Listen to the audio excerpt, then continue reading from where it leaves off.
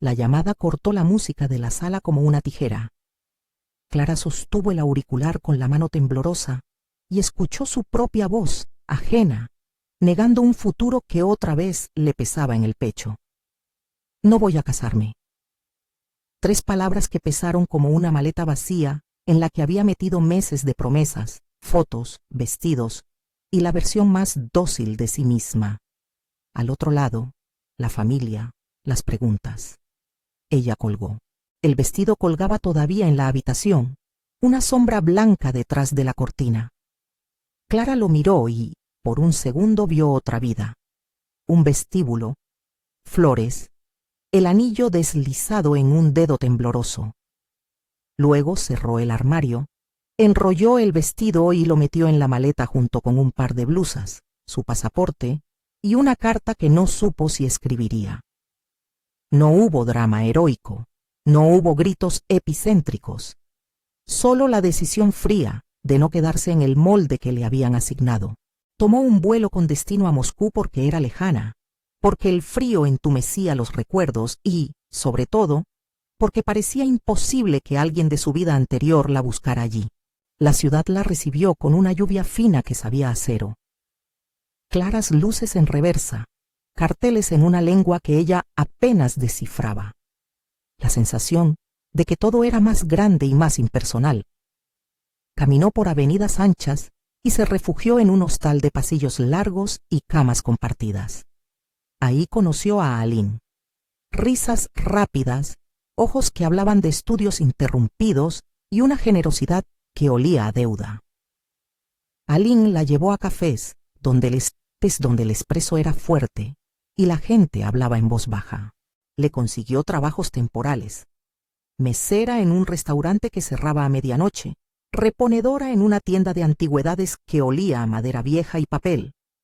Fue Aline quien, la primera noche que Clara se quedó mirando un retrato en una galería, la presentó a Sergio. Sergio era fotógrafo. Sus manos estaban siempre manchadas de revelador, o eso le contó la primera vez que apartó el lente para sonreírle. Tenía una sonrisa que no se sostenía cuando hablaba de su familia y una curiosidad profesional por lo inasible, la forma en que la gente se movía cuando creía no ser observada. Tomó unas fotos de Clara sin que ella lo supiera. Una en el mercado con las manos ocupadas sosteniendo un pescado envuelto en papel. Otra en la estación con un paraguas roto. Le mostró las imágenes en una pantalla pequeña. «Tienes ojos para esto. Podrías aparecer en una sesión». Fue la primera vez en meses que alguien la miró sin juzgarla por su historia. Fue así, por acumulación de generosidad dudosa y sonrisas profesionales, que conocería al doctor Michel Lins d'Acuña. Lo mencionó a Aline como quien susurra el nombre de un benefactor. «Conoce gente», dijo, y lo hizo sonar inofensivo. Michel tenía ese tipo de presencia que se desplaza como un trapecista en medio de la sala, una mezcla de calma clínica y una autoridad suave. Era psiquiatra. Vivía en un departamento con vistas a un parque donde los árboles parecían esculturas de metal en invierno. Sus manos eran largas y cálidas, su voz medidamente baja, y en las conversaciones siempre posaba una pregunta que parecía iluminar una respuesta interior. Dijo que trabajaba con personas que habían sufrido rupturas, pérdidas, que necesitaban anclarse. Ofreció una consulta sin solemnidad, casi como si la ofreciera entre colegas. Clara acudió porque necesitaba un lugar donde dejar el ruido. No hablaba de su boda cancelada. Hablaba, en cambio, de noches sin sueño, de un sentimiento difuso de estar extraviada. Michel la escuchaba con una atención que la hacía sentirse importante y transparente a la vez. En su consultorio, todo era orden.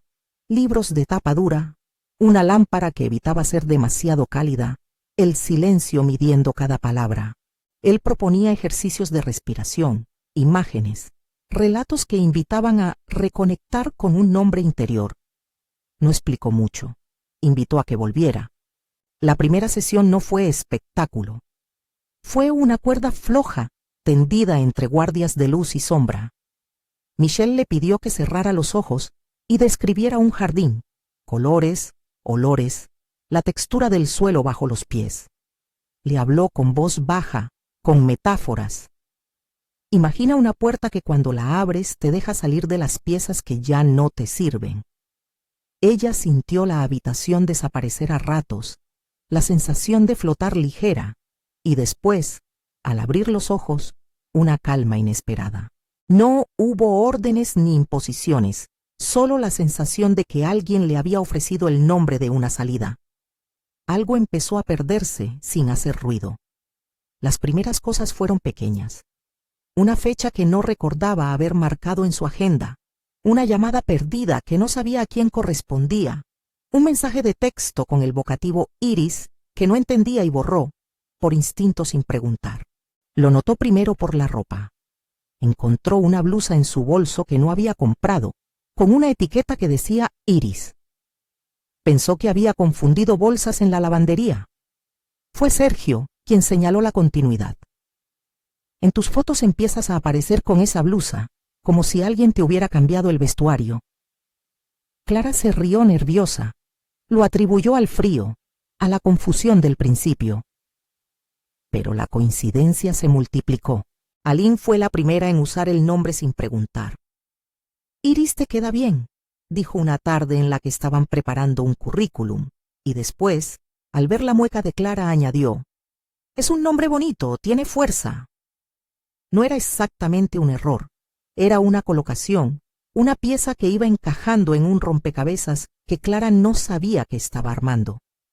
Michelle, en sus sesiones, traía historias sobre mujeres que habían cambiado sus nombres como quien relata mitos. Lo hacía con calma, como si ofreciera ejemplos de supervivencia. Y en la reescritura que proponía, el nombre apareció antes que la persona, Iris. Era un ancla que iba siendo atada a la figura de Clara en pequeñas puntadas. Las pérdidas de memoria se volvieron rituales secretos. A veces despertaba con la sensación de haber dormido poco, y perdía un fragmento de la mañana sin poder ubicarlo. Rebuscaba en su teléfono, en su bolso, y aparecían imágenes, mensajes, citas que no reconocía. Una vez abrió la libreta donde llevaba anotadas direcciones y halló, entre caligrafías conocidas, la palabra Iris escrita en tinta distinta. No pudo recordar cuándo la había escrito, y la tinta no era suya. El desconcierto se convirtió en una capa que cubría su percepción. Lo que antes era propio empezó a ser discutible. La manipulación era discreta, nunca violenta en una forma que dejase marcas visibles. Era un trabajo de desgaste, ajustar la realidad hasta que la versión que Michelle proponía se adaptara a ella. Le hablaba de fragilidad y le mostraba un halo de protección, pero cada gesto venía acompañado de una corrección sutil. No recuerdas bien, pero está bien. A veces la memoria nos traiciona. Ven, te ayudo. La ayuda se ofrecía envuelta en respeto profesional, y ahí nacía su poder. Sergio notó patrones que a Clara le escapaban. Los retratos que tomaba empezaron a incluir en la esquina una etiqueta con la palabra Iris. Fotos de Michelle en reuniones con personas que luego aparecían en portadas de revistas locales. Una invitación a un acto en el que Michelle figuraba como ponente y que llevaba en la lista nombres vinculados con instituciones donde se movían grandes sumas. Sergio comenzó a buscar con la paciencia de quien revela negativos en la oscuridad. Llamadas, registros, menciones públicas.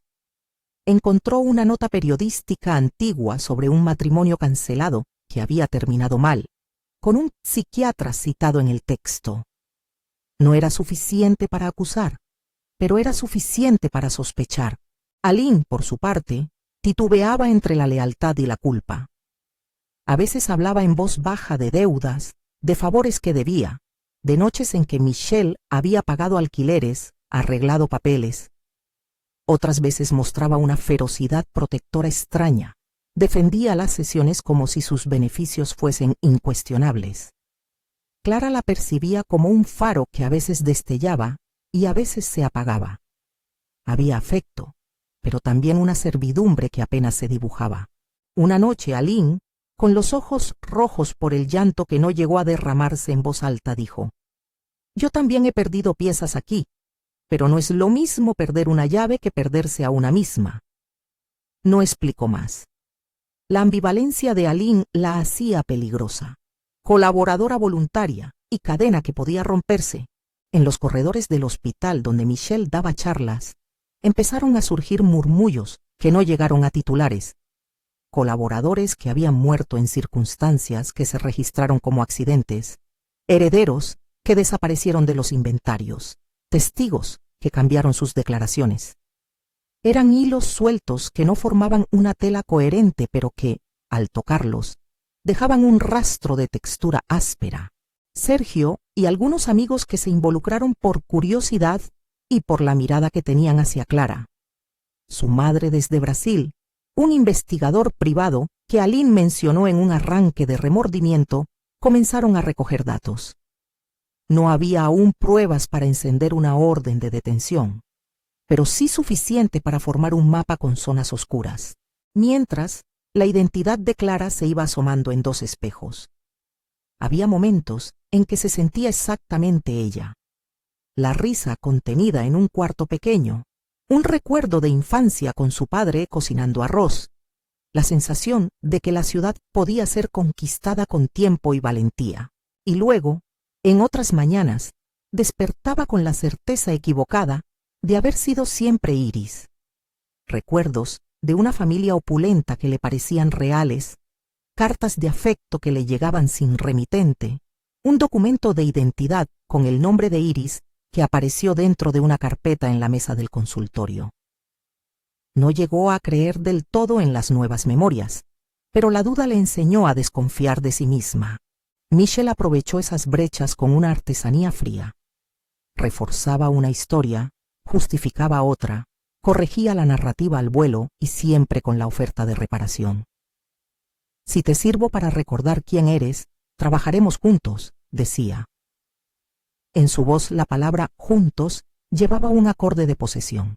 Hubo días en que la casa que Michelle le consiguió, un departamento con vistas a un pequeño jardín, parecía un refugio. Había velas, libros seleccionados, una sutil organización de sus pertenencias que hacía la vida más habitable. Otras noches, la casa se volvía una vitrina donde alguien iba colocando objetos que validaban un relato que no había pedido.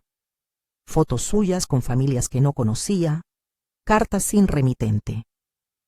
Encontraba en el cajón de la mesita una reliquia que la llamaba por otro nombre. Era como si alguien hubiese escrito un libro con una protagonista a la que ella nunca eligió. Y, en la contradicción, el resplandor del control. Cada objeto era una prueba de ocupación, un intento de reclamar no solo su cuerpo y su tiempo, sino su historia. Sergio era el contrapunto, no solo porque tenía sus ojos entrenados para notar lo que otros no veían, sino porque su afecto brotaba de la ética del testigo. No quería poseer a Clara, quería devolverle la capacidad de reconocerse. Le ofrecía un refugio sin instrucciones, le proponía proyectos fotográficos que hablaban de memoria. «Haz un álbum de ti misma», le dijo una tarde, «sin nombres que no quieras». Ella comenzó a tomar fotos de su mano, de las cicatrices del pasado, de la mancha en la camisa que siempre aparecía en las mañanas frías como prueba de que había vivido. En esas imágenes, a veces, se veía sin velo. En otras, aparecía en doble exposición con una sombra que llevaba otro nombre. La investigación tomó forma en conversaciones entre llamadas y encuentros fugaces. Un vecino recordó haber visto a Michelle en una finca donde, años atrás, hubo un incendio que se registró como una tragedia doméstica.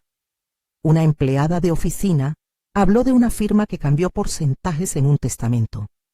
Un certificado notarial aparecía con trazos recientes sobre un documento antiguo. La palabra herencia comenzó a repetirse como una nota fuera de lugar. Alguien advirtió que la familia de Iris, si es que existía, pensó Clara con desconcierto, era rica y recluida, con propiedades que podían cambiar manos con una firma mal colocada.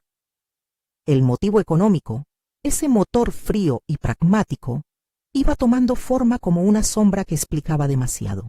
Michel seguía siendo un hombre con encanto clínico. En público era impecable. Conferencias, fotos con colegas, charlas en centros culturales. En privado, su manera de hablar se hacía íntima hasta el borde del dominio. Su sonrisa, siempre medida, era la que más inquietaba. Una expresión que tenía la habilidad de mostrar comprensión sin necesidad de conmoverse. A veces hablaba de límites éticos y de la fragilidad de la memoria. Otras, cruzaba una frase que parecía reivindicar su propiedad sobre la narrativa. Si la memoria es una casa, soy quien decide qué paredes se mantienen. Dicha así, la frase podía pasar como metáfora. Pero en la práctica, en el movimiento real de las cosas, esas palabras tejían una red en la que Clara iba quedando cada vez más enredada. El punto de quiebre no fue abrupto. No hubo una noche de gritos, ni una escena con cuchillos. Fue una rutina que se volvió cárcel. Citas marcadas por Michel, ruegos sutiles porque tomara las medicaciones que él proponía, sin marcas visibles, sin jeringas, sino con pastillas que el propio Michel explicó como somníferas o ansiolíticas. Y episodios donde Clara despertaba con voces en la memoria que no le pertenecían. Cuando intentó confrontar a Michel con una pregunta directa sobre su identidad, él sonrió y la tranquilizó. Nadie te quiere cambiar, solo alinearte con quien eres. La palabra alinear sonaba inofensiva. La experiencia no. La primera vez que Clara percibió el peligro como una presencia palpable fue durante un almuerzo en el que silencios se comieron frases. Michel la llevaba a reuniones con abogados, a cenas donde las palabras rondaban alrededor de arcas y legados. Un notario habló de una gestión pendiente, una firma que debía validarse para permitir que ciertos fondos se liberaran en favor de Iris, identificada en registro como heredera legítima. Las palabras adquirieron densidad. Clara oyó heredera como si alguien le pusiera un saco pesado en los hombros y le dijera que, por fin, debía cargarlo. Se sintió en el borde de una usurpación. Sergio empezó a tomar notas en voz baja, a dejar mensajes cifrados en los retratos, esquemas, fechas, nombres. Habló con la madre de Clara en Brasil, una mujer que no quería sonar alarmista, pero que percibió, a través de un amigo, que algo no iba bien, y juntos comenzaron a armar una estrategia tímida, hablar con el registro civil, averiguar la existencia de testamentos, comprobar si había coincidencias entre documentos. Nada concluyente todavía, pero suficiente para encender una alarma silenciosa. Un investigador, de esos que trabajan en los márgenes, aceptó revisar el historial de Michel. Conexiones, vínculos con fundaciones, nombres asociados a sucesos antiguos. Empezaron a aparecer coincidencias que ataban la figura de Michel a varios episodios desafortunados ocurridos alrededor de herencias y cambios de patrimonio. Eran relatos que en su mayoría quedaban imposibles y sospechosos, pero la repetición los volvía inquietantes. En paralelo, la relación entre Clara y Aline cambió. Lo que era apoyo se tornó en presión. Aline comenzó a comportarse como una guardiana que, de vez en cuando, clavaba una mirada de culpabilidad. En una de esas noches, le confesó a Clara que Michel la había ayudado a sacar a su hermano de un problema económico y que por ello le debía favores. No puedo decir no, dijo, y sus manos buscaron las de Clara como pidiendo permiso. La complicidad de Aline, nacida de necesidad, le dio al plan de Michel una red que no solo dependía de su persuasión, se sostenía en favores, deudas y silencios. La moral en ese circuito era utilitaria. Clara, cada vez con menos piezas suyas reconocibles, empezó a escribir notas adhesivas que pegaba sobre los espejos. ¿Quién eres hoy? Una y otra vez se preguntaba. Esas preguntas eran una resistencia tenue contra la marea de sugerencias que la empujaban hacia el nombre ajeno.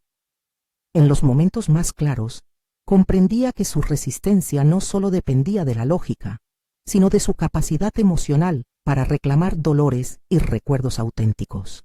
No era solo cerrar los ojos y recordar. Era sostener la memoria contra la presión de una narrativa profesional que prometía orden a cambio de identidad. Una tarde, Michelle le anunció que había gestionado una cita en el registro, una formalidad, dijo, para revisar documentación y concretar algunos aspectos administrativos. Nada extraordinario, salvo la palabra concretar, que en su boca sonaba como un cierre de círculo. Clara sintió un pinchazo de pánico que no supo si era propiedad suya o una alerta que había sido implantada. Se miró en el espejo del ascensor, los ojos hinchados por la falta de sueño, el cabello revuelto, la sombra del abrigo. Debajo de su reflejo, alguien había dejado un papel con el nombre Iris escrito en pulcro y repetido. Lo recogió y lo guardó en el bolsillo, como si conservar esa nota la hiciera más real. Mientras se aproximaba la cita, la red de vigilancia que Sergio y los demás tejían comenzó a moverse con más decisión. Un testigo anónimo envió una foto a Sergio. Michelle junto a un acta notarial reciente, con una firma detrás del vidrio.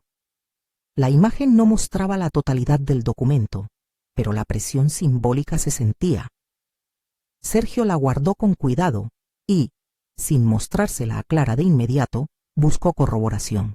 La sensación era de estar atrapado en un laberinto donde cada puerta abierta revelaba otra puerta. Todos sabían que el siguiente paso, esa firma en el registro, podía ser la pieza con la que Michelle cerrara un contrato de ocupación sobre una identidad. El día que se acercaba al registro, Moscú estaba helada. El parque estaba duro y los árboles parecían esculturas de hueso. Clara caminó sin pensar mucho, con la sensación de que iba a un acto administrativo y a una trampa emocional.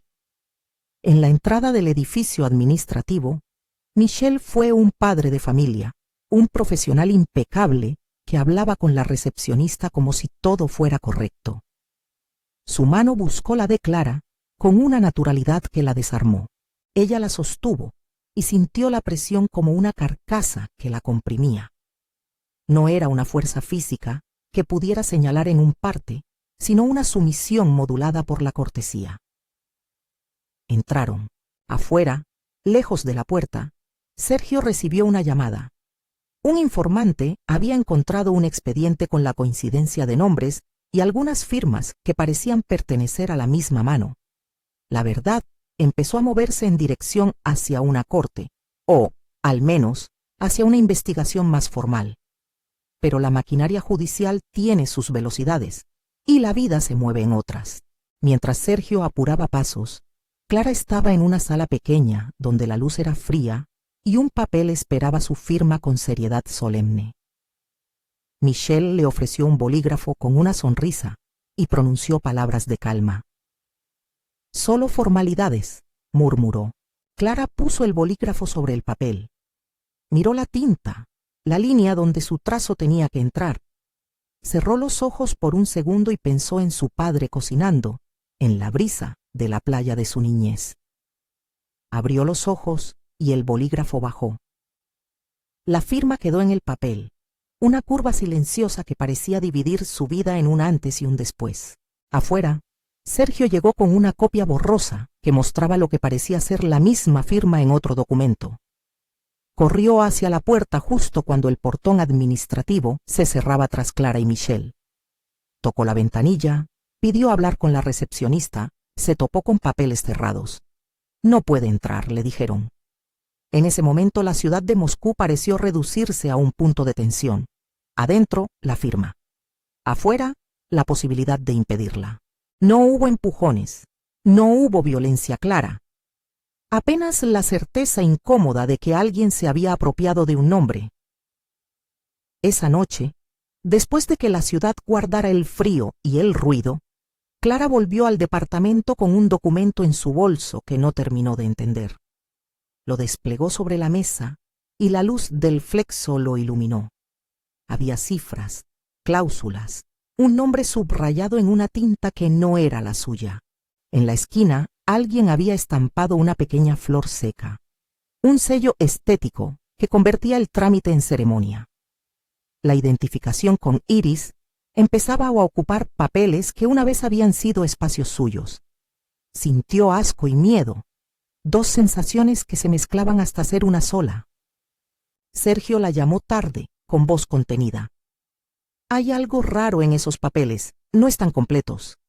Voy a buscar a alguien que verifique las firmas. Clara le oyó y deseó desesperadamente que la palabra algo se transformara en acción decisiva. Pero también comprendía que lo que sucedía no era una escena de películas. No habría rupturas espectaculares, sino un procedimiento legal que, aunque imperfecto, podía mover la balanza si se lograba articular a tiempo. En la duda, en la incertidumbre, en la sensación de haber sido atada a un nombre ajeno, Clara perdió la solidez del suelo bajo sus pies. El proceso que comenzaba no excluiría dolor ni tampoco certezas. La manipulación había sido extrema y calculada. El esposo, si ese era su nombre en los papeles que circulaban, ejercía un control silencioso y metódico. En la penumbra, mientras Moscú dormía, Clara comprendió algo esencial. La batalla por recuperar su identidad no sería solamente contra un nombre en un papel, sino contra una arquitectura de poder que se servía de legalidades, favores y silencios. Y por primera vez en semanas, se permitió mirar el futuro con la mezcla de miedo y determinación que trae la resistencia. El destino judicial de Michelle queda indefinido en este momento. Hay signos de investigación en curso, pero no una conclusión firme. Esta es la línea donde se detiene la primera claridad. Ya no alcanza con sospechar, hace falta probar. Y la prueba exige movimiento, alianzas y una voluntad que, pese a todo, no ha sido arrancada del pecho de Clara. Es un terreno de confrontación que respira y crece en la oscuridad, esperando encontrarse con la luz. Si esta historia te intriga y quieres seguir hasta el final, acompáñanos. Hay más capas por descubrir. No era solo cuestión de papeles. Después de la firma vinieron los silencios que pesan. Michelle recuperó su compostura con la naturalidad de quien toma lo que cree propio, y su tono fue más cálido, casi paternal. Ahora podemos avanzar en el proceso de integración, dijo, y la palabra integración sonó como una promesa y una sentencia. Clara notó que, a partir de entonces, las sesiones cambiaron de ritmo. Menos metáforas, más relatos dirigidos. En la habitación, la voz de Michelle guiaba recuerdos que parecían escogidos minuciosamente para rellenar vacíos. Le hablaba de hogares lujosos, de jardines con rosas antiguas, de una infancia que no le pertenecía, y le pedía que repitiera detalles como si ensayara un papel. Las repeticiones hicieron su trabajo con una lentitud sorda. Un día se encontró hablando de un hermano que no había tenido, de una abuela que no recordaba, de viajes a fincas lejanas. Estas memorias nuevas se incrustaban entre las verdaderas y con el tiempo le resultaba difícil distinguir la textura de unas y otras. Cuando intentaba reconstruir su biografía, hallaba hileras de identidades como sombras superpuestas. Era el poder de la sustitución sin golpes, la ocupación de lo íntimo por la palabra profesional que se presenta como cura. La complicidad de Aline se fracturó en una confesión a medias. Una noche, con la luz baja, le dijo: «No lo hice por crueldad. Lo hice porque pensé que así te salvaría de volver». Sus ojos no buscaban absolución, buscaban comprensión. Contó que Michelle le había ofrecido un plan que parecía lógico en un tejido de favores: ayudar a alguien a rehacerse a cambio de silencio. «Pensé que sería un nuevo comienzo», dijo. La ambigüedad de su voz dejó claro que no todo lo que parecía benevolencia lo era. La confidencia cerró una puerta. Aline se declaró cómplice de un intento, no del daño final. Esa distancia moral sería para Clara un bálsamo y una nueva fuente de resentimiento. Sergio siguió recopilando. Descubrió un testimonio viejo, una nota donde una mujer mencionaba haber sido presionada por un profesional para firmar cambios que luego le costaron la relación con su familia. El nombre de Michelle circulaba en varias anécdotas que se cerraban con finales diferentes: mudanzas, silencios, declaraciones juradas. No había una línea recta que dibujara un crimen perfecto, pero sí un patrón. La presencia de Michelle en momentos donde una identidad cambiaba de manos y donde la persona afectada quedaba con menos de lo que tuvo. Sergio comenzó a preparar un archivo, a ordenar fotos, a buscar peritajes que compararan firmas. Era un trabajo de paciencia y de fe en que la palabra prueba no sería solo una idea. Mientras tanto, en el interior de Clara, la tensión entre Iris y su yo original fue mutando hacia algo más complejo: la idea de recuperar la propia historia sin borrarla de un plumazo. No deseaba ignorar las nuevas memorias que de vez en cuando le traían consuelo, ni despreciar los afectos que, aunque fabricados, le prodigaron cuidados. Su objetivo no era borrar a Iris, porque a estas alturas Iris ya no era solo un nombre impuesto, era una capa que la vida le había puesto encima, sino recomponer la figura fundante de su identidad. Eso la llevó a pequeñas rebeliones, a guardar fotos propias en un sobre, a grabar su voz contando una anécdota de infancia, a escribir en páginas sueltas lo que sí recordaba con certeza. Esas hojas se convirtieron en anclas. La escalada hacia el conflicto mayor vino con una llamada que Sergio recibió desde el otro lado de la ciudad. Un notario quería hablar. Había encontrado inconsistencias en unos documentos y, sin decir más, planteó la posibilidad de que algo no estuviera en regla. No se trataba de puros rumores. Había una luz que comenzaba a escarbar entre los papeles. En el ínterin, Michelle aceleró su calendario. Propuso viajes cortos a domicilios de familiares a los que él alegaba poder acercar a Clara, encuentros con entidades donde su nombre ya figuraba y, con la calma de un director de orquesta, organizó una salida que describió como una formalidad para atar cabos sueltos. Ella sintió que la red se cerraba y pudo oponer una cosa: su decisión de no quedarse pasiva. Sin embargo, la decisión de actuar requiere algo más que indignación. Requiere pruebas tangibles, aliados y un riesgo que para Clara sería insospechado. Había quienes querían ayudarla y quienes, por miedo o beneficio, preferían mirar hacia otro lado. La red en la que vivía era ancha y compleja, y la verdad, a veces tenía el gesto de una pequeña luz que se mueve detrás de las cortinas. En la madrugada previa a la que se suponía sería otra cita decisiva, Clara soñó con un espejo que le devolvía múltiples reflejos. En uno de ellos, una mujer con el nombre de Iris sonreía con la seguridad de quien posee un título. En otro reflejo, la niña que ella fue recogía con manos torpes un juguete y lo guardaba en una caja marcada «Recuerdos verdaderos». Se despertó con el pulso alto y la sensación de que la siguiente jugada definiría algo más que sus papeles. Sergio llegó temprano aquella mañana con un sobre cerrado. Lo dejó sobre la mesa y sin dramatismos dijo: «Hay algo en estas firmas que no cuadra. Si vamos a pelear, hay que hacerlo con documentos». No prometió heroísmo, prometió actuar. La incertidumbre seguía siendo vasta, pero ahora tenía una cara: la de alguien que camina hacia un conflicto sabiendo que no habrá vuelta atrás sin consecuencias. Clara prendió el equipo de grabación que había comprado en una decisión impulsiva la semana anterior. Su voz, al narrar los recuerdos que sí le pertenecían, tembló y se afirmó a la vez. Era un acto de resistencia frágil, como coser una prenda vieja con hilo nuevo.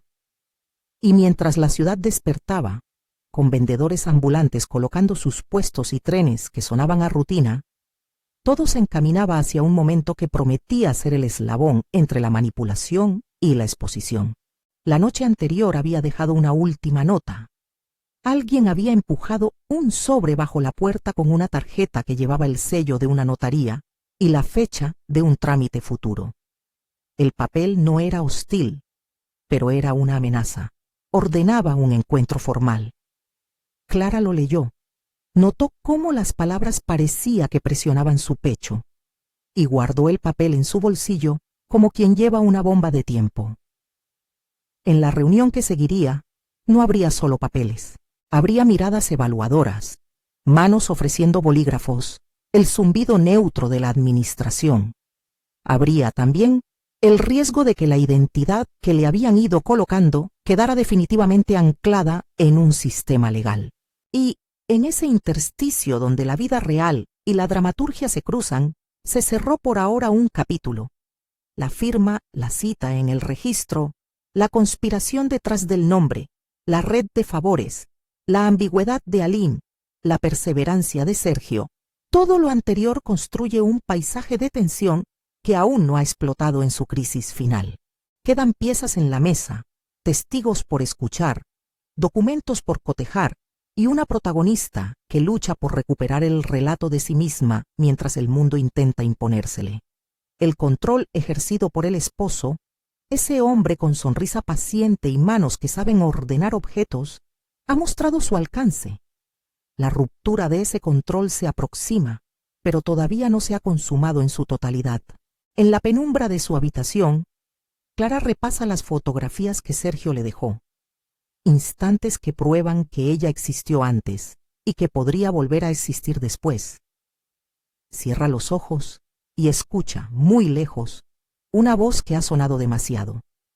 La voz del hombre que la sostiene y que, con su carisma, ha ocupado la mayor parte de su tiempo y ahora sonaba como un eco que no la dejaba respirar.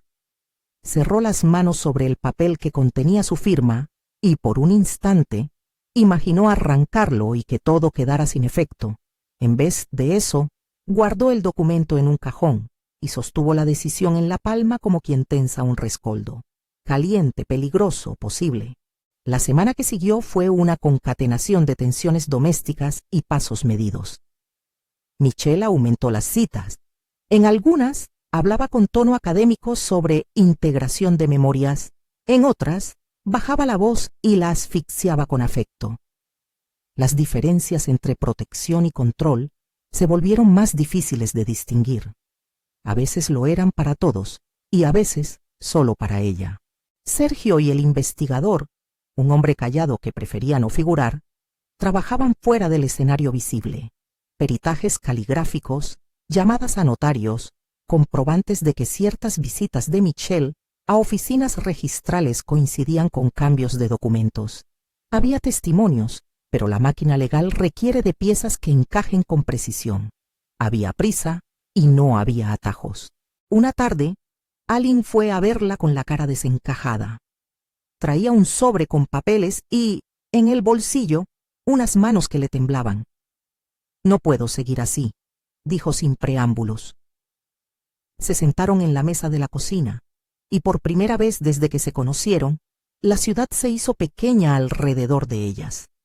La puerta cerró el ruido y dejó aflorar una conversación que había estado pendiente. Aline habló de deudas, de noches en que Michelle apareció con carteras abiertas y promesas, de favores que se convirtieron en silencio, como si el costo fuera un precio inevitable. Contó cómo había firmado recibos, cómo había visto gestos que no comprendía y cómo, finalmente, había sentido vergüenza. «Lo siento», dijo, no como una palabra que disuelva, sino como una que abre una grieta. Entregó al investigador fotografías, mensajes y una lista de fechas. Fue su manera de empezar a reparar. La colaboración de Aline fue lo que permitió que el plan de Sergio y el investigador tomara forma. No era un plan cinemático. Era una estrategia que combinaba discreción con exposición. Conseguir que un notario revisara los originales, programar un trámite público en el que hubiese testigos imparciales y, sobre todo, hacer visible lo que hasta entonces había quedado en manos privadas. Para Michelle, visibilidad era peligro. Su poder florecía en la oscuridad de la confidencia. Si tanta gente podía mirar los papeles, se erosionaba su capacidad de transformar la realidad de una sola persona en jurisprudencia. El día de la citación, para verificar la autenticidad de firmas y documentos, fue elegido con cautela. El notario aceptó, tras revisar indicios, convocar a un perito y a un inspector del registro. Sergio sabía que Moscú podía ser un lugar grande donde perder a una persona en 1000 calles, y por eso pidió a su red que estuviera atenta. La madre de Clara, el investigador, y una pequeña lista de amigos confiarían en llamadas y movimientos coordinados. Todo debía parecer casual, hasta el momento en que la casualidad se rompiera para mostrar un patrón. Clara llegó al registro con las manos heladas y un abrigo que no disimulaba la fuga de calor interno. Michelle la acompañó con una pose de marido preocupado. Su mano en la parte baja de la espalda le dio a la escena una tonalidad de cuidado que, para un observador desprevenido, parecería natural. A ella le costó no mirar la entrada cada 2 minutos, esperando encontrar a Sergio con un papel, con una luz que demostrara que no estaba sola. El notario pidió los originales, el perito comenzó a comparar trazos, y la sala se llenó de un silencio que pesaba como un juramento. En un momento, el perito se acercó a la mesa donde los papeles reposaban, las manos protegidas por guantes de látex, y miró las firmas con una intensidad que no era solo técnica. Habló de incongruencias, de trazos que no concordaban en la presión, de sobreescrituras que aparecían en documentos antiguos apenas retocados. Son indicios, dijo en voz baja, pero indudablemente hay variaciones que requieren verificación adicional. Michelle movió los hombros con esa calma que parecía planificada. Propuso una revisión complementaria para dentro de 2 días. Sugirió diligencia. La posibilidad de que todo quedara allí, sin consecuencias, era real. La burocracia tenía maneras de apagar incendios antes de que prenderan. Sergio apenas pudo contener la frustración. Aún así, la pequeña victoria de haber llevado el tema al ámbito público significó algo. La sospecha dejó de ser rumor. Aline, que esperaba en la puerta, apoyó la cabeza contra la pared y por un instante pareció aliviada y aterrorizada a la vez. Clara caminó fuera del edificio con un documento bajo el brazo. No el que necesitaba, pero sí una prueba de que la discusión había empezado. La investigación crecía lentamente, como una raíz que se abre camino bajo la tierra. Fue después de esa audiencia que Michelle cambió de estrategia. Si no conseguía la firma definitiva en el cartorio, decidió acelerar el proceso de otra manera. Llevar a Clara a un lugar aislado para reconectar memorias lejos de testigos. Propuso una salida corta al campo, un sitio donde, dijo, los recuerdos suelen emerger con claridad. Ella se resistió, argumentando la conveniencia de dejar algunas decisiones en manos de la vía legal. Pero la insistencia del hombre, mezclada con reproches sutiles, la hizo sucumbir. «No quiero que te pierdas esto», murmuró una noche. «Déjame mostrarte cómo se ve la verdad cuando la respiramos lejos de papeles». Su voz tenía la capacidad de transmutar voluntad en obligación. Sergio sintió el peligro y pidió que alguien siguiera a la pareja. No quiso arriesgar una confrontación abierta sin respaldo. Planeó una vigilancia discreta, un coche a distancia, llamadas cada cierto tiempo, y la alerta inmediata a la policía si algo se torcía. Había recursos, pero también cautelas. No se trataba de un rescate cinematográfico, sino de salvar a alguien de la sustitución definitiva de su historia. Llegaron a una carretera que bordea un lago helado. El paisaje estaba despojado. La escarcha sobre el pasto brillaba como una costura que atraviesa el mundo. Michelle aparcó junto a un puente viejo y sugirió que caminaran. El aire cortaba la cara y el silencio ayudaba a que la conversación pareciera íntima. «Aquí sin ruido, podrás recordar», dijo. Ella, que había aprendido a respirar cuando todo se volvía demasiado, respondió con monosílabos. Caminaban despacio, y en cada paso ella sentía la tensión de una cuerda que se tensaba bajo sus pies. No quería estar allí. Sabía que en la soledad los relatos se hacen absolutos, en el público se transforman en contradicción.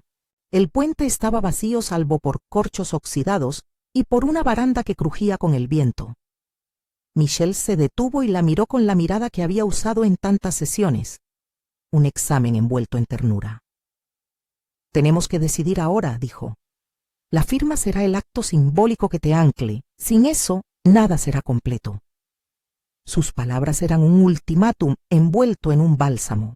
Clara notó que, a su lado, el teléfono del hombre vibraba con mensajes, unos que él atendía con la impaciencia de quien tiene un plan en marcha. No quiso perder la compostura.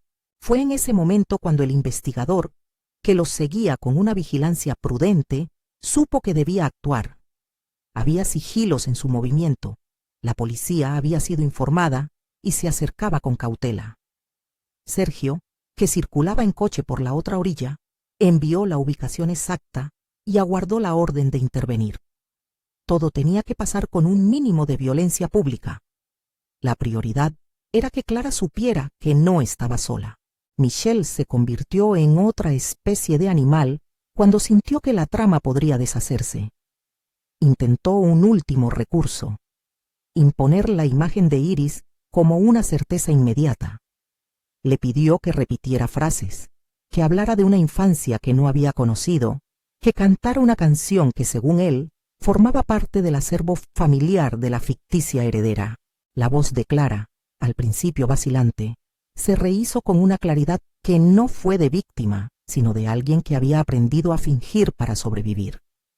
Le habló de un jardín que no conocía y lo hizo con detalles que la sorprendieron: nombres de flores, sensaciones táctiles, recoloraciones de recuerdos. Por dentro, su mente se armaba de fragmentos que mezclaban lo propio y lo impuesto. Era una actuación y una resistencia a la vez. La tensión llegó a su punto máximo cuando una patrulla apareció al otro extremo del puente, siluetas que cruzaban la línea visual. Michelle miró hacia la orilla, y por primera vez desde que lo conocía, su pose perfecta vaciló. Sus manos, que antes eran tranquilizadoras, buscaron una anchura de control más directa. Sus respuestas se hicieron bruscas. El carisma se convirtió en amenaza verbal. Intentó convencer a Clara para que se marcharan inmediatamente, hablar de una emergencia doméstica, de una necesidad impostergable. Ella negó con la cabeza. Había en su gesto una nueva materia, la conciencia de que su vida no podía ser otra vez trasladada sin su permiso.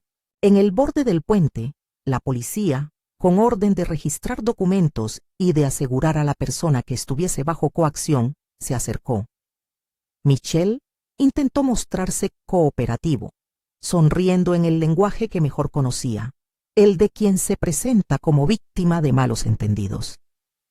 Los oficiales pidieron identificación, hablaron con un tono que buscaban no provocar. Fue entonces cuando Aline, en el primer acto decididamente valiente de toda la historia, apareció entre los árboles. Traía en la mano un paquete con papeles y un sobre con una confesión que había escrito la noche anterior. Una narración minuciosa de su implicación, de las visitas, de las devoluciones. Lo entregó a los agentes con la voz que se le quebró, pero que fue suficiente. No quise hacerlo, dijo, sin pedir perdón, pidió verdad. La presencia de testigos y la entrega de evidencias cambiaron la dinámica. El notario que había colaborado con la investigación y un perito que había sido llamado por Sergio se unieron a la escena.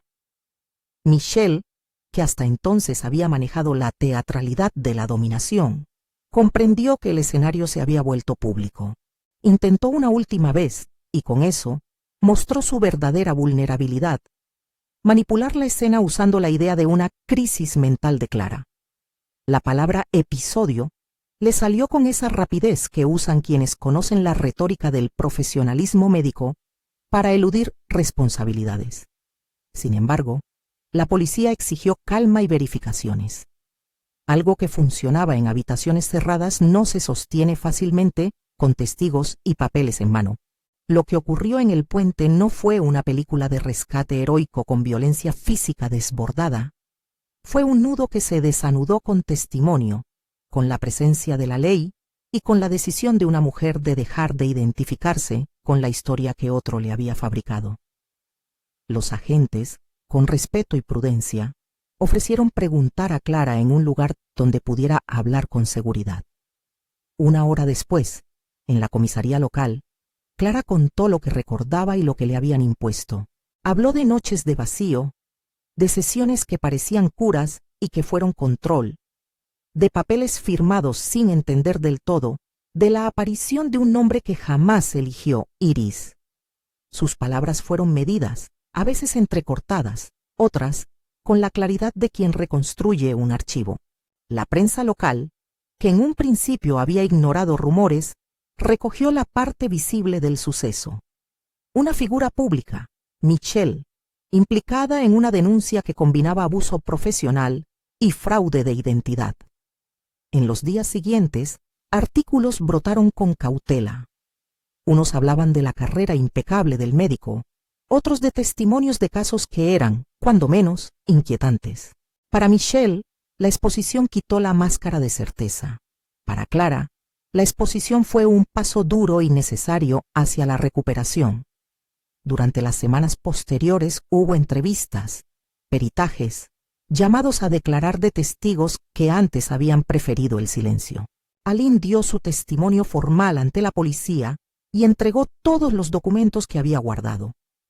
Su culpabilidad se transformó en cooperación y su ayuda fue esencial para construir un expediente. El investigador, que había tejido la red desde el primer momento, presentó pruebas caligráficas y relatos que conectaban el patrón de Michelle con otros episodios de involuntaria transferencia patrimonial. Coincidencias que ya no podían ser desestimadas con un simple gesto. La causa legal comenzó a tomar vida propia. Sobre el desenlace jurídico, sin embargo, todavía pende una etiqueta, indefinido. Los procesos judiciales siguen su curso, y aunque hay indicios suficientes para una investigación formal y medidas cautelares, la ruta hasta una condena, si es que llega, depende de hallazgos forenses, declaraciones y plazos que escapan a la inmediatez. La moraleja no se zanja con grilletes visibles. No es solo el arresto lo que define la justicia. Para la protagonista, el proceso más inmediato fue recuperar una narrativa que pudiera llamarse suya. La recuperación no fue lineal. Hubo noches en que despertó creyendo en un jardín ajeno, y mañanas en que necesitó escribir su nombre 10 veces para convencerse de que existía.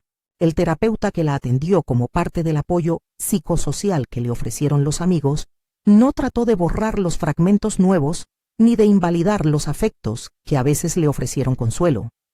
Trabajó en integrar sin borrar, en separar lo que fue impuesto de lo que resistió por sí misma.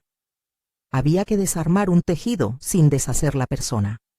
Fue una tarea de paciencia, registros, sesiones, encuentros con su madre, con Sergio, con Aline. Todo lo que había sido un entramado de control mutó en una red de apoyo que la sostuvo y le devolvió la capacidad de nombrarse. El rol de Sergio fue complejo. No un héroe intachable, sino un compañero que aprendió a esperar y a actuar con prudencia. En público, mantuvieron distancia. En privado, construyeron gestos de cuidado. Fotos que no exigían nombres, silencios que no reclamaban explicaciones. Un día, sin fanfarria, él le propuso que hicieran algo que no implicara obligar a cicatrizar de inmediato. Una pequeña ceremonia privada en la que ella pudiera despedirse de las piezas que no pertenecían a su relato. No fue una boda ni una promesa. Fue un acto simbólico de nombrarse y dejar ir. Clara aceptó. Eligieron un invernadero pequeño, donde alguien vendía plantas exóticas. El lugar olía a tierra húmeda y a la lentitud de la vida que rehace raíces. Ella llevó un sobre con papeles, él una cámara silenciosa. No hubo invitados, solo quienes en el último año habían aparecido con pago de humanidad. La madre que llegó en avión, Aline con su arrepentimiento, el investigador que había preferido la eficiencia al aplauso. Cada uno estuvo en su lugar como testigo íntimo de aquello que no necesita público para ser verdadero. Clara sacó del sobre las páginas que Michelle había ido llenando con papeles y, una a una, las leyó en voz baja. No para borrarlas del mundo, sino para verificar que ya no le pertenecían. En el centro del invernadero, frente a una maceta con rizomas de iris, dijo en voz alta su nombre. no el impuesto, sino el suyo, y luego depositó las hojas en una caja pequeña. No las quemó en un gesto de venganza. Las guardó con la seriedad de quien reconoce que la evidencia también tiene un valor. Pueden servir en un juicio, en una memoria, o como recordatorio de que existió un momento en que casi la robaron. Lo que hizo fue simbólico y profundamente real. Plantó junto a la maceta un rizoma de iris. No renunció al nombre. El gesto fue suyo. La prensa siguió su curso, y Michelle enfrentó un limbo profesional y legal que lo dejó expuesto. Anuncios de suspensiones temporales, llamados a declarar, y un calendario de diligencias que lo ubicó en una situación menos confortable que la anterior. La magnitud de su caída, si habrá condena, quedó marcada como indefinido. La historia pública no cerró la carpeta de la justicia, solo dejó constancia de que había sido abierta.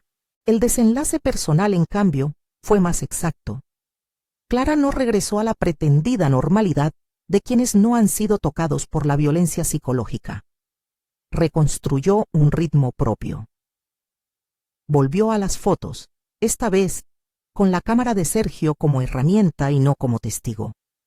Hizo un álbum de manos, de objetos que le pertenecían, de lugares que había escogido. Restableció contacto con su madre y pactó sin prisa la visita que le pareció necesaria para que su familia viera que ella no había desaparecido por elección. La decisión que cerró muchas puertas fue, en su esencia, suya. No buscar venganza compulsiva ni el equilibrio de una vida perfecta, sino administrar pequeñas victorias cotidianas. El último acto de la historia visible ocurrió en un muelle. No fue un rescate épico ni una exhibición mediática. Fue la escena donde una mujer devolvió la última pieza de poder a quien la había pretendido poseer. Michelle, enfrentado a la pérdida de lo que consideraba su control, ofreció una última escena teatral. Intentó que ella, ya con apoyo legal y testigos, firmara una modificación que, según él, cerraría un conflicto de identidades para siempre. No hubo golpe. Hubo un intercambio en el que Clara, con la calma que solo da la decisión consciente, rechazó la incógnita. «No soy un papel», le dijo, y su voz no tembló. Lo hizo en presencia del abogado que había aceptado llevar su caso pro bono, de Aline y de la madre que vino a sostenerla. La firmeza de sus palabras fue suficiente. La tensión se rompió no con violencia, sino con manifiesta integridad. En el muelle, cuando los papeles fueron retirados y la escena quedó en manos de la ley, de la que, recordémoslo, queda pendiente el veredicto final, había en la orilla una sensación nueva, la de que la manipulación extrema había sido expuesta y que, aunque no todo se resolviera de manera inmediata, el control de Michelle había sido rasgado por el acto colectivo del testigo, la ley y la propia voluntad de la mujer. El giro inesperado en ese sentido no fue que la justicia llegara instantáneamente, no fue que Michelle desapareciera de la faz del mundo. El giro inesperado fue que la víctima, la mujer que fue retenida en el poder de su pareja, recuperó una elección que le permitió cambiar el curso de su vida. No fue una transformación mágica. Hubo asesoría, peritajes, amigos que arriesgaron tiempo y reputación, pero lo que definió el final fue la reconstrucción de la agencia personal. En la última escena íntima, semanas después, Clara y Sergio caminaron por un mercado de barrio. No había cámaras ni expectativas ajenas. Ella llevaba una bufanda azul. Sus manos sin anillos se entrelazaron con las de él, no como un acto de reemplazo, sino como la preferencia de estar junto a alguien que la veía sin pedirle que fuese otra. Pasaron frente a una tienda de telas y, sin teatralidad, ella compró 1 metro de una tela con un estampado de iris. Lo guardó en la bolsa como quien almacena un objeto que será usado para algo cotidiano. Un cojín, una funda, una promesa de costura que solo los dos sabían que representaba algo mayor. La historia terminaba, en esa orilla de la ciudad, con una mezcla de alivio y amargura. Había justicia en proceso, testimonios que funcionaban como costuras y un futuro que necesitaba reparación, pero también quedaba el reconocimiento de que el trauma deja marcas. Clara no fingió sanidad completa, ni prometió olvidar. Lo que hizo fue aceptar seguir adelante y construir un relato en el que el nombre que la identifica no es impuesto sino reclamado. Al despedirse, en el umbral de la casa que empezaban a habitar con cuidado, Sergio tomó la cámara y dijo: no para documentar, sino para recordar. Ella sonrió y, sin prisa, tomó una fotografía de sus manos. Fue una foto sin fingimiento, dedos sin anillos, piel con señales de la vida, un gesto de quien vuelve a elegir. Queda claro una parte abierta. El proceso judicial sigue y sus resultados son indefinidos. No es una omisión dramática, es la honestidad con la que termina este relato. La ley seguirá su curso y la reparación plena puede tomar tiempo. Lo que sí se cerró fue la condición de silencio que permitió la ocupación de una identidad. La vergüenza que se quiso imponer fue sustituida por la verdad y por la compañía de quienes se atrevieron a ver. En el cierre, Clara planta definitivamente el rizoma en la maceta, invita a los que la acompañaron a beber un té y deja que la tarde caiga con su peso. No hay fanfarrias ni justicia perfecta. Hay una mujer que recupera nombre, un entorno que aprende a acompañar y una palabra suelta en el viento que no volverá a pertenecer a otro. La manipulación extrema existió. El esposo ejerció su dominio, pero la retención, ese poder que lo convertía en dueño de una historia ajena, se quebró cuando la verdad, acompañada por la lealtad y la ley, salió a la luz. Si esta historia te dejó con preguntas o la sensación de que conviene mirar más de cerca lo que ocurre detrás de las puertas, acompáñanos en la próxima entrega, donde seguiremos la investigación y veremos cómo se reconstruyen las vidas después de una invasión de memoria. Porque el final de un relato no elimina las heridas, solo nos muestra que, aún así, es posible volver a nombrarse.